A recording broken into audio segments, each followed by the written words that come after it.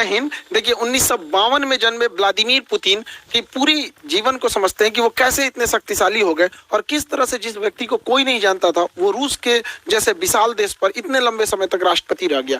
देखिए Vladimir Putin का जन्म 1952 में एक बहुत ही नॉर्मल फैमिली में हुआ था। इनके पिता सोवियत संघ में एक नेवी में अपनी सेवा देते थे। उस समय नियम था कि हर परिवार के लोगों को सेना में सर्व करना है, जैसे आज इजराइल में है वहां पर, तो ये नेवी में सर्व करते थे और इनकी माँ एक छोटी सी फैक्ट्री में वर्कर थी। इनका जीवन बहुत ही साधारण परिवार में बीता। ये पढ़ने में उस समय एक साधारण विद्यार्थी थे। उससे आगे अगर इनकी जर्नी को देखते हैं तो 1975 में ये रूस की खुफिया एजेंसी केजीबी को ज्वाइन करते हैं और 1975 में एक सीक्रेट ऑफिसर बनते हैं। इन्हें कई अलग अलग देशों में भेजा गया देश की सेवा करने के लिए, जहां पे इन्होंने बखूबी अपना रोल निभाया। इनके जीवन में सबसे बड़ा बदलाव कब आया? जब 1989 में जर्मनी रूस के खिलाफ होने लगा। जर्मनी में पहले रूस का प्रभाव था, ये जर्मनी और रूस में आधी जर्मनी के बीच में एक दीवार चलाई गई थी जिसका नाम था बर्लिन की दीवार। इस साइड का हिस्सा रूस से प्रभावित था और इस साइड का हिस्सा अमेरिका से प्रभावित था। लेकिन जर्मनी में ये जो बर्लिन की दीवार थी ये तोड़ दी गई और पूरा का पूरा जर्मनी जो था वो अब अमेरिका के प्रभाव में जाने लगा था। इस घटना को वहां पे खड़े वहीं पे ये अंडर कवर एजेंट थे व्लादिमीर पुतिन, उस समय केजीबी के तहत, वो देखते रह गए और देखते देखते ये बर्लिन की दीवार तोड़ दी गई और जिस जर्मनी के आधे हिस्से पर रूस का प्रभाव था, यानी उस समय के यूएसएसआर अर्थात सोवियत संघ का प्रभाव था, वो अब प्रभाव खत्म हो गया और धीरे धीरे आगे और घटनाएं खराब होती गई। रूस की जो उस समय का नेतृत्व था रूस को संभाल नहीं पाया और एक के बाद रूस में क्रांति बढ़ने लगी और रूस जो था उस समय सोवियत संघ हुआ करता था, पूरा नाम USSR, union of Soviet socialist Republic. इसमें 15 देश होते थे या 15 देश 1991 यानी 1991 में बिखर गए। इसमें से कौन कौन से देश बिखर? Estonia, Latvia, Lithuania, Ukraine, Moldova, Belarus, Georgia, Armenia, Azerbaijan, Kazakhstan, Kyrgyzstan, Tajikistan, Turkmenistan, Uzbekistan.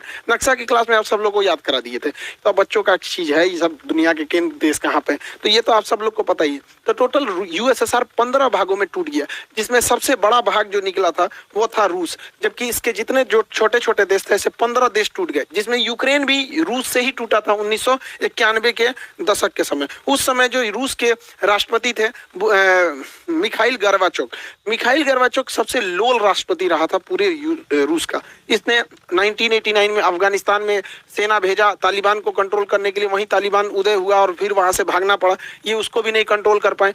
Berlin की दीवार तोड़ दी गई, ये उनको भी नहीं कंट्रोल कर पाए और फाइनली 1991 का यूएसएसआर का बिखराव हो गया। ये सब भी मिखाइल गर्बाचोव के समय हुआ। इन्हें अपने पद से त्याग देना पड़ा और उसके जगह पे आए थे बोरिस येल्सन। बोरिस येल्सन से लोगों को उम्मीदें थी, लेकिन बोरिस येल्सन जो थे महापियक्कड़ आदमी था। ये जहां तहां पीने लगता था, बड़का बड़का बाल्टी में दारू पीता था और नाचने लगता था। स्टेज पे गया देखिए नचनिया के साथ ही नाच रहा है, बताइए राष्ट्रपति नाचेगा, जिस वजह से इसका विरोध होने लगा। बोरिस येल्सन जो थे ये सोचे थे कि रूस जो एकदम सरकारी तंत्र में फंस चुका था, क्योंकि वहां उस समय ये परंपरा थी जो कुछ होगा सरकारी होगा। और आप भारत में देखिए सरकारी चीज में जहां गए, जैसे सरकारी हॉस्पिटल में गए तो आपको फील हो जाएगा कि ये सरकारी हॉस्पिटल, फैक्ट्री में जाएंगे सरकारी फैक्ट्री तो आपको फील हो जाएगा। तो इनको लगा कि अमेरिका की तरह आगे बढ़ना है तो प्राइवेट को आगे बढ़ना पड़ेगा, तो धीरे धीरे न करना चाहिए। इन्होंने क्या किया, सरकारी मशीनरी को धीरे धीरे बंद करना चालू किया, प्राइवेट को आगे बढ़ना चालू किया। इस वजह से जो पहले से अर्थव्यवस्था थी जो चल रही थी वो भी नहीं चल पाई और दूसरा क्या हो गया कि लोगों के अंदर रोजगार जाने लगा, जिस वजह से इनका भी विरोध होने लगा बोरिस येल्सन का। हालांकि बोरिस येल्सन जो उम्मीद लाए थे वो 20 साल आगे उसका असर दिखता, लेकिन इनको उतना आइडिया नहीं था, पियक्कड़ आदमी था, जहां तहां नाचने लगता था यहाँ पर, जिस वजह से लोग इन्हें पसंद नहीं करते थे। और यही एंट्री होती है व्लादिमीर पुतिन की। ये साल हो जाता है 1991 जब यूएसएसआर टूटा और इस समय तक व्लादिमीर पुतिन लेफ्टिनेंट कर्नल बन चुके थे। इस समय इनकी जो मुलाकात होती है वो रूस का सबसे बड़ा जो शहर है सेंट पीटर्सबर्ग के मेयर थे एंटोली सोबचक से मुलाकात होती है व्लादिमीर पुतिन की। और ये क्या करते हैं, सोबचक व्लादिमीर पुतिन को सेंट पीटर्सबर्ग का डिप्टी मेयर बना देते हैं और यहीं से कहानी शुरू होती है व्लादिमीर पुतिन की। जैसे ये डिप्टी मेयर बनता है, इसने वहां के जितने करप्शन थे उस सबको खत्म करने लगता है, व्यवस्थाओं में सुधार लाने लगता है। यह परिवर्तन सड़कों पर दिखने लगती है और सेंट पीटर्सबर्ग जो कि पूरी तरह से रूस का सबसे बड़ा शहर था, वहां से एक नाम उभर के आता है कि एक नाम व्लादिमीर पुतिन, जिसने सबको सुधार दिया, जिससे कि लोग वहां के प्रभावित होते हैं। लेकिन एक शहर पे कितना काम कर दीजिएगा, नेशनल लेवल तक उतना नहीं पहुंच पाता, उन भी 1991 के समय जब मीडिया उतना ज्यादा नहीं था। लेकिन इसकी नजर जब व्लादिमीर पुतिन की इन कामों की देखते हुए एक बहुत ही उस समय के पावरफुल एडवाइजर हुआ करते थे, राष्ट्रपति के सलाहकार होते थे उस समय, उनका नाम था वेलेंटीना यामासोव। ये वेलेंटीना यामासोव जो थे, इनकी एक विशेषता थी कि ये उस समय के जो राष्ट्रपति थे बोरिस येल्सन, उनके ये दामाद थे। तो जिस वजह से आप समझ सकते हैं कि राष्ट्रपति का ही दामाद है तो कितना पहुंच होगा। तो ये जो थे वेलेंटीना यामासोव, वेलेंटीना यामासोव जो थे, इन्होंने पुतिन को बुलाया और उन्होंने क्या किया कि एडवाइजर रख दिया किसका, बोरिस येल्सन का। इस तरह से पुतिन और बोरिस येल्सन की दोस्ती हो गई। ये एक सलाहकार के तौर पर इनके पास आए और बोरिस येल्सन इन पे बहुत भरोसा करते थे और राष्ट्रपति बोरिस येल्सन पुतिन को हमेशा साथ रखते थे। और धीरे धीरे ये नेशनल लेवल तक ये चेहरा उभरते गया कि करप्शन को खत्म करना, कभी बोल्ड स्टेप्स लेना। इस वजह से पुतिन का कद धीरे धीरे बढ़ता गया। बड़ी बड़ी जिम्मेदारियां बोरिस येल्सन पुतिन को देने लगे। जनता में पुतिन लोकप्रिय होने लगा और इसी दौरान बोरिस येल्सन अपने शराबीपन की वजह से, जहां तहां नाच देने की वजह से अपनी गरिमा को खोते जा रहे थे, जिसे भरपाई करने के लिए 1999 में 1900 इधर भारत में कारगिल की लड़ाई चल रही थी और उस समय 1999 में रूस का प्रधानमंत्री बनाया गया व्लादिमीर पुतिन को। वहां पे प्रधानमंत्री को ज्यादा पावर नहीं है, वहां सारा पावर राष्ट्रपति को, और राष्ट्रपति थे बोरिस येल्सन। तो यहाँ से एक नेशनल लेवल तक पहचान बन गई पुतिन की। लेकिन पुतिन बहुत ही महत्वाकांक्षी था। वह सोचता था कि हम आगे प्रधानमंत्री से राष्ट्रपति कैसे बनेंगे, क्योंकि वहां सारा पावर राष्ट्रपति के पास था। इसने दिमाग लगाया। रूस का जो ये वाला एरिया है, नीचे का एरिया, रूस इतनी तो पूरा बड़ा है, मॉस्को से नीचे का ये एरिया है, इसका नाम है चेचन्या। ये चेचन्या जो था ये रूस से टूटना चाहता था, क्योंकि 1991 में 15 देश टूटे थे, तो चेचन्या कहता था हम भी टूटना चाहते हैं। तो रूस ने ये व्लादिमीर पुतिन, चूंकि ये खुफिया एजेंट था, इसने दिमाग लगाया। उसने कहा कि एक काम करते हैं, इन्हीं को फंसा देते हैं। इसने मॉस्को में बम ब्लास्ट कराना चालू किया। ध्यान से समझिएगा, यह बम ब्लास्ट खुद पुतिन करा रहा था, जो खुद उस देश का प्रधानमंत्री, और इल्जाम लगा दिया किस पर, चेचन्या पे, कि चेचन्या के लोगों ने ब्लास्ट कराया है।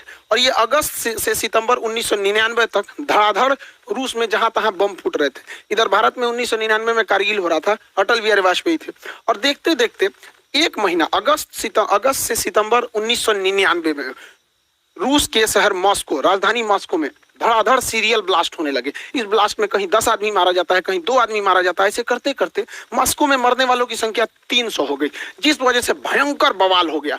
रूस के लोग अब चेचन्या को देखना नहीं चाहते थे, वो चाहते थे चेचन्या रात से एकदम तबाही किया जाए।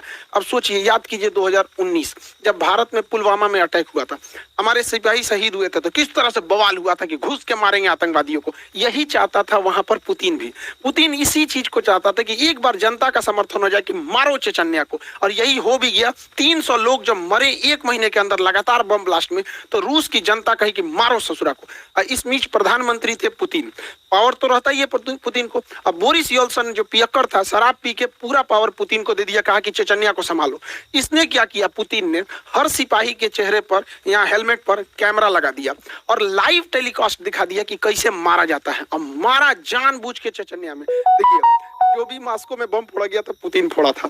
ये बात एकदम क्लियर है कि पुतिन फोड़ा था, और उसी ने घुस घुस के मारा चेचन्या में। वहां के लोगों को तो रियलिटी पता नहीं थी और पूरा लाइव दिखाया जा रहा था। ध्वस्त कर दिया पूरी तरह चेचन्या को, और वहां के लोगों को, भाई उनको लगा कि हमने बदला लिया है यहाँ पर, और 80,000 लोगों को मार दिया पुतिन।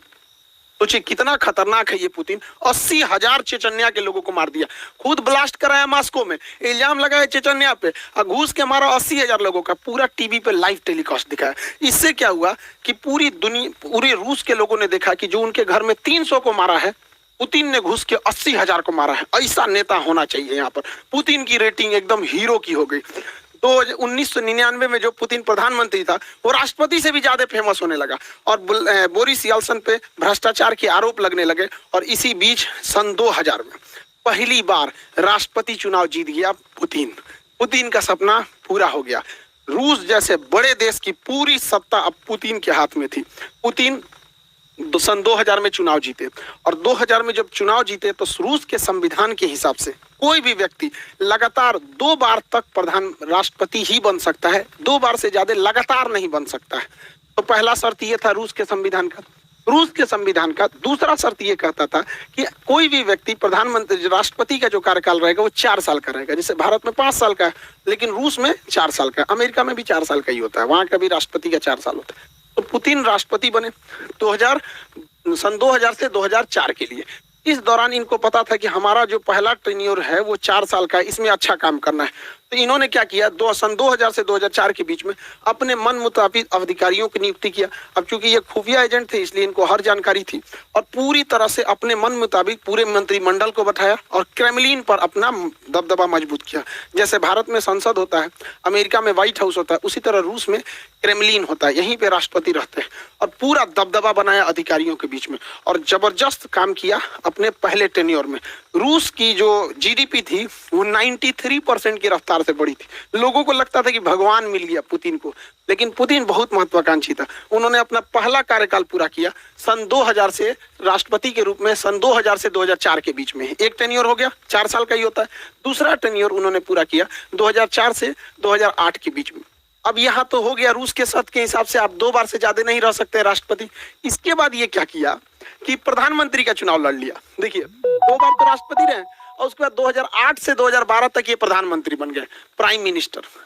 और क्या प्राइम मिनिस्टर बनने के बाद अपने एक चमचा को राष्ट्रपति का चुनाव जितवा दिए, जिसका नाम था देमेत्री मेहदेव। देमेत्री मेहदेव ये कहने के लिए 2008 से 2012 के बीच में राष्ट्रपति थे, ये कहने के लिए राष्ट्रपति थे, और उसी दौरान ये क्या थे, प्रधानमंत्री। ये इतना शातिर इंसान है कि संविधान में संशोधन कर दिया और कहा कि इस दौरान राष्ट्रपति की शक्तियां प्रधानमंत्री के पास आ जाएंगी। तो ये काम के राष्ट्रपति रह गए और ये पूरी की पूरी शक्ति का प्रयोग 2008 से 2012 के बीच में व्लादिमीर पुतिन ने किया। अब यहीं से रूस के संविधान का वह प्रावधान भी प्रभाव से हट जाता है, क्योंकि रूस का संविधान बस यही कहता है कि कोई भी व्यक्ति 2 लगातार टर्म्स को नहीं रह सकता है। तो 2 लगातार हो गया, उसके बाद एक बार के लिए इसको बना दिया। जब तक ये राष्ट्रपति था इसका सारा पावर खुद यूज किया, तब तो अब इसके बाद ये उठ सकते थे पुतिन। अब क्या हुआ, पुतिन फिर 2012 में राष्ट्रपति के लिए खड़े हुए, क्योंकि सारी पावर राष्ट्रपति के पास रहती थी। तो 2012 से 2016 के बीच में पुतिन राष्ट्रपति रहे, और जब ये राष्ट्रपति थे ना तो फिर संशोधन किए कि जो पावर प्रधानमंत्री राष्ट्रपति से प्रधानमंत्री को दिया गया था वो वापस पावर प्रधानमंत्री से राष्ट्रपति को दिया जाता है। खिलवाड़ करके रखा ही इंसान देश के साथ। तो 2012 से 2016 तक के बीच में ये राष्ट्रपति रह गया। 2016 में फिर चुनाव हुआ, क्योंकि 4 साल पे होता है। 2016 से 2020 तक ये फिर से राष्ट्रपति बने, और 2020 में ये संशोधन कर दिए कि ये बंदा 2036 तक राष्ट्रपति रहेगा। अब 2036 तक कुछ सोचना नहीं है, पुतिन भैया रहेंगे राष्ट्रपति वहां पे, कोई कितनों कर ले। ये है रूस का पावर पुतिन में। पुतिन बहुत ही जबरदस्त रहा पावर के मामले में। पुतिन अपने पहले कार्यकाल अर्थात सन 2000 से 2004 के बीच में इस समय पूरा ध्यान अपने देश पर दिए थे, लेकिन जैसे दूसरा कार्यकाल हुआ खतरनाक काम करना पुतिन ने चालू किया। इसने क्या किया, 2008 में जॉर्जिया पर हमला कर दिया, क्योंकि जॉर्जिया 1991 में सोवियत संघ से ही टूटा था, उसके 2 क्षेत्रों पर कब्जा कर दिया। 2011 में इसने लीबिया पर आक्रमण कर दिया, और लीबिया के मुअम्मर गद्दाफी की सरकार को हालांकि नहीं बता पाए वहां पे। उसके बाद 2014 आया, 2014 में यूक्रेन के शहर क्रीमिया पे कब्जा कर लिए। 2015 में सीरिया में गिर रहे सरकार बशर अल असद की सरकार को बचा लिए। 2022 आया, फिर पूरी तरह यूक्रेन पर हमला कर दिया। पुतिन खाली नहीं बैठते, क्योंकि उनको पता है कि जब तक अंतर्राष्ट्रीय विवाद होते रहेगा देश की जनता कभी अपने सरकार से सवाल नहीं पूछेगी। यही फॉर्मूला अपनाया था चीन ने भी। चीन के माओ सरकार के जब सरकार गिरने वाली थी तो उसने 1962 में भारत पर हमला कर दिया बिना मतलब, क्योंकि जब देश की सेना हमला करती है तो लोग सरकार से सवाल नहीं पूछते हैं, कहते हैं जो भी सरकार है बस हमें जिताओ। ये बात बखूबी जानते हैं व्लादिमीर पुतिन, इसलिए वो हमेशा लड़ाई लड़ते रहते हैं अपने अगल बगल वाले देशों से। हालांकि बहुत बड़े राष्ट्रवादी भी हैं। पुतिन की कई सारी पावर है, लेकिन उनमें 3 सबसे ज्यादा पावर इनके पास पूरी तरह से एक साइबर आर्मी है। हैकिंग पे बहुत जबरदस्त करते हैं यहाँ पर। इतना बड़ा हैकिंग आर्मी है इनके पास कि कहा जाता है कि जो डोनाल्ड ट्रंप को जिताने में भी इसी भाई का योगदान था यहाँ पर। इतनी बड़ी इसकी हैकिंग आर्मी है, साइबर पूरी तरह आर्मी रखा हुआ है।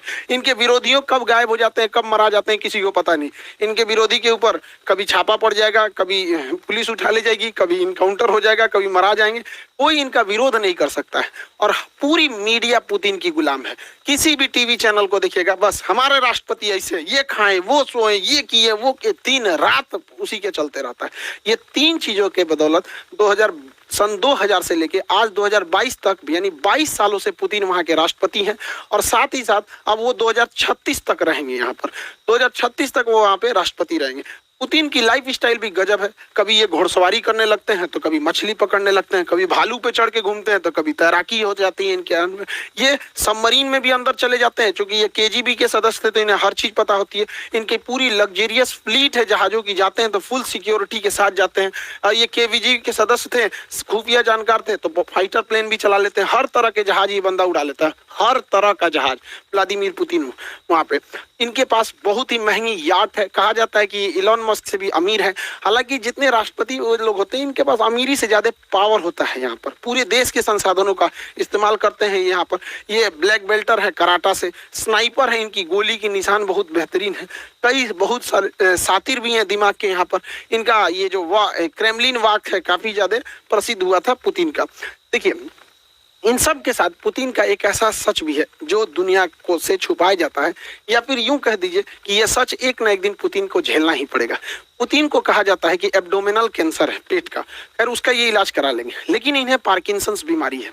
पार्किंसंस बीमारी एक तरह का लकवा होता है। पार्किंसंस बीमारी लकवा होता है, शरीर धीरे धीरे दिमाग काम करना छोड़ देता है, उस अंग पे धीरे धीरे दबाव होने लगता है, वो अंग काम नहीं करता है। आप पुतिन को देखिएगा तो हल्का झुक के बैठेंगे, कभी बैठेंगे तो इस टाइप के झुक के। ये पार्किंसंस बीमारी है और इनका शरीर अब उतना काम नहीं करता, इसलिए जब बैठेंगे तो टेबल कुर्सी को बहुत जोर से पकड़ के बैठते हैं। कभी भी देखिएगा पुतिन को जब भी इंटरव्यू देते तो हल्का सा ऐसे झुके हुए रहेंगे, पार्किंसंस बीमारी की वजह से। देखिएगा टेबल पकड़ के, देखो भाई चाचा यहाँ पे टेबल को बढ़िया से पकड़ के बैठेंगे, पार्किंसंस बीमारी। दूसरा पुतिन देखिएगा, पुतिन जो है बोटॉक्स का यूज बहुत करते हैं। बोटॉक्स का, बोटॉक्स क्या होता है देखिए, ये चेहरे पर उम्र के साथ साथ यहाँ सिकुड़न आने लगती है, यहाँ चेहरे पर सिकन होने लगती है, सिकुड़न आने लगती है, जिस वजह से इंसान थोड़ा बूढ़ा दिखने लगता है। तो पुतिन अपने आप को प्रभावशाली दिखाने के लिए, सेना पर दबदबा बनाने के लिए तथा पर्सनालिटी मेंटेन करने के लिए इस सिकुड़न, इस झुर्रियों को दूर करना चाहते हैं। तो झुर्रियों को दूर करने के लिए इंजेक्शन से इसके अंदर बोटॉक्स भर दिया जाता है और ये बोटॉक्स उन झुर्रियों को खत्म कर देता है। इसलिए देखिएगा पुतिन के चेहरे पे बहुत ज्यादा चेंजिंग नहीं आएगी। अगर आप यंग एज का देखिएगा या फिर अभी का देखिएगा, ये आप सोच सकते हैं 70 साल की उम्र का फोटो है, ये 70 साल की उम्र का। और यंग एज का भी देखेंगे तो उतना खास चेंजिंग नहीं आएगा, चेहरे पर उतनी सिकन देखने को नहीं मिलती है बोटॉक्स की वजह से। लेकिन यूक्रेन की लड़ाई में प्रतिबंध लगा दिया गया बोटॉक्स के ऊपर। अभी भाई को बोटॉक्स नहीं मिल रहा है तो बूढ़ा दिख रहा है यहाँ पर, लेकिन इतना भी ज्यादा प्रभाव नहीं पड़ता है। बोटॉक्स का इंतजाम एक राष्ट्रपति के लिए बहुत बड़ी बात नहीं होती है, नॉर्मल बात होती है। आई होप आपको टॉपिक समझ में आया होगा और आप सभी लोग का तहे दिल से धन्यवाद, थैंक यू। आप सब लोगों को दिल से शुक्रिया, आप लोगों का। आज हमारा चैनल 16 मिलियन हो गया। आप लोगों की कुछ शिकायतें भी रहती हैं कि सर वीडियोस रेगुलर नहीं आते। देखिए जिस तरह का कंटेंट रहना होता है उसमें काफ़ी टाइम लगता है। दूसरा सुबह से क्लास लेना रहता है, तो बच्चों को भी कैसे छोड़ सकते हैं। तो वही मेरे लिए समस्या ये हो गया है कि बचपन से लेके 55 तक के लोगों की उम्मीदें रहती हैं, तो सबको मेंटेन करना थोड़ा मुश्किल हो पाता है। लेकिन फिर भी अब हम कोशिश करते हैं कि अब आपके लिए वीडियोस रेगुलर ला सके यहाँ पर।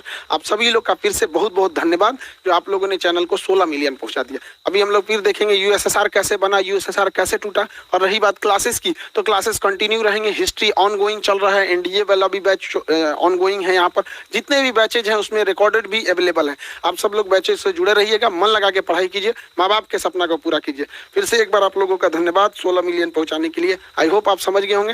मिलेंगे नेक्स्ट क्लास में। जय हिंद।